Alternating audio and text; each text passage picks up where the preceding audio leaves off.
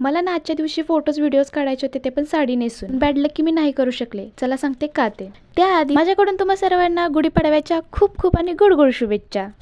तर येस, आज आहे गुढीपाडवा, त्याच्यामुळे मी आज खूपच जास्त लवकर उठली होती. 6 वाजता उठली होती. सगळ्यात आधी मी अंघोळ करून घेतली आणि त्याच्यानंतर मग मी रांगोळी काढायला बसले होते. मस्तपैकी अशी रांगोळी काढलेली आहे. कशी झाली आहे ती मला नक्की सांगा. त्याच्यानंतर मग चहा पिऊन घेतला आणि आज आम्ही वळवण करणार आहे, म्हणजे कुरड्या वगैरे करणार आहे.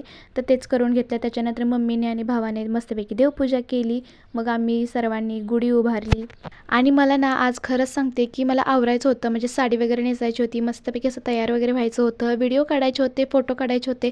पण खरं सांगते आज ना मला जमलंच नाही. मी खूप विचार केला होता की काहीतरी बनवायचं, रील वगैरे असं काहीतरी बनवायचं, साडी वगैरे नेसायची.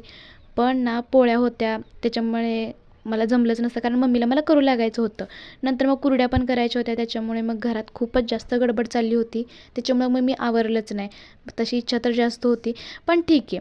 मग आम्ही सगळ्यांनी गुढी वगैरे उभारली, पूजा वगैरे केली आणि त्याच्यानंतर मग आम्हाला कुरड्या करायच्या होत्या. त्याच्यामुळे कुरड्याच करायला गेलो होतो आम्ही.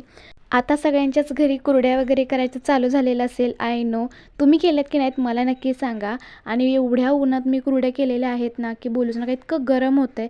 पण तरीही कुरड्या केलेल्या आहेत. अशा प्रकारे आमच्या 3-4 कुरड्या करून झालेल्या आहेत. आता बस पापड वगैरे राहिलेले आहेत, तर आता मी उद्या तेच करू.